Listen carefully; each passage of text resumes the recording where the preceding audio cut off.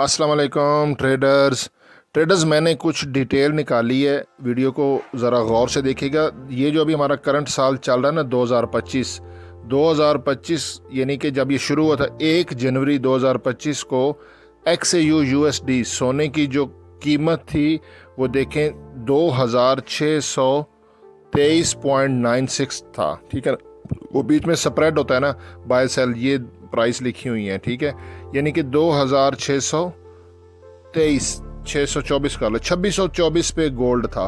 और अभी currently gold जो है वो तकरीबन मतलब 3200 के ऊपर है। ठीक है, अब इसने करेक्शन की है, डाउन आया, पूरा वीक सोना नीचे था। एक और मैंने जो रिसर्च की है आप उसकी डिटेल सिर्फ सेंड कर देता हूँ कि 2020 से लेके 2025 जो करंट चल रहा है, इन 5 सालों का मैंने डाटा इकट्ठा किया और उसमें 2021 ये एक ऐसा साल था जिसमें सोना 5% डाउन आया। 2021 में सोना 5% डाउन आया, बाकी सोना ऊपर रहा। अब 2025 में ऑलरेडी ऊपर है। देखें, ये 2025 की जनवरी जब ये साल शुरू हुआ तो गोल्ड की प्राइस 2624 के राउंड अबाउट थी और इस वक्त गोल्ड 3200 के भी ऊपर है। और मैक्सिमम साल का जो इसकी गिरावट थी ना सोने की, वो पिछले 5 सालों का जो डाटा मैंने लिया है वो मैक्सिमम 5% से ज़्यादा सोना करेक्शन के लिए डाउन नहीं गया। और ये 5% का मैं आपको एग्जांपल भी दे देता हूँ।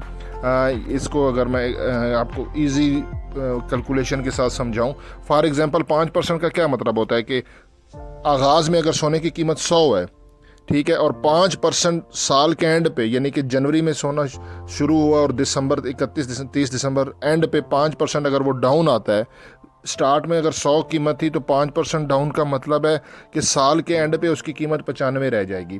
ठीक है, तो ये तो था ना 100 के ऊपर 5%, तो 1000 के ऊपर जो आता है वो आएगा आपका 50, और 3000 अगर गोल्ड की प्राइस है तो ये $150।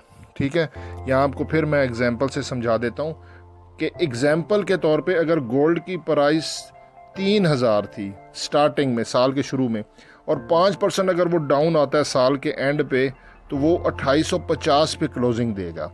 ये पिछले 5 सालों में मैक्सिमम यानी कि उसकी सालाना गिरावट है। तो पिछले 5 सालों में यानी कि सिर्फ 2021 में ऐसा था कि सोना अपनी जहाँ से वो ओपन हुआ था उससे 5% वो डाउन गया। अदरवाइज़ फिर आगे 22, 23, 24 और ये करंट 25 चल रहा है, सोना ऑलरेडी ही ऊपर है और इसके ऊपर जाने के चांसेस हैं। तो ये एक मैंने डिटेल इकट्ठी की थी, मैंने कहा चलें आपसे शेयर कर देता हूँ। हसन अमान को दुआ में ज़रूर याद रखिएगा। इंशाल्लाह साथ साथ वीडियो अपलोड करता रहूँगा। बहुत शुक्रिया। अल्लाह हाफ़िज़।